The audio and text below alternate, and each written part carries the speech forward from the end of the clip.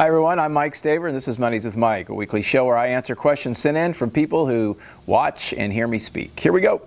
Dear Mike, I have salespeople that report to me that do a great job, some that do a good job, and some that just plain don't do their job. I have set goals collaboratively with them, I've coached them up, and still they resist training and suggestions and goals. The problem is I feel trapped as the bad ones have been here for years, like more than 20 years in some cases, and are hard if not impossible to get rid of because they're so institutionalized. What are your suggestions?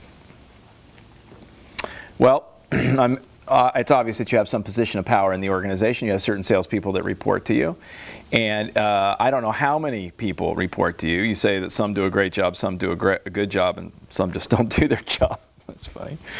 So a couple things. First of all, I think you need to chunk things down really small and say, for instance, by the end of this week, I want you to accomplish this.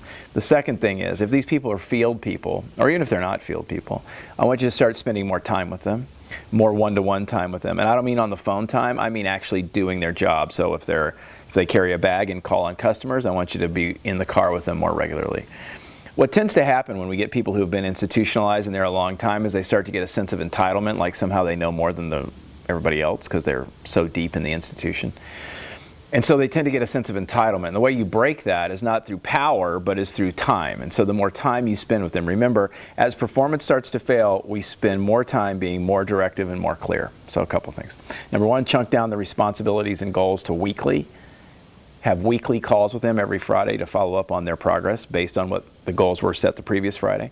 Number two, get in the car with them or get on the phone with them and listen to what they're doing every day and give them real-time coaching. One of two things will happen.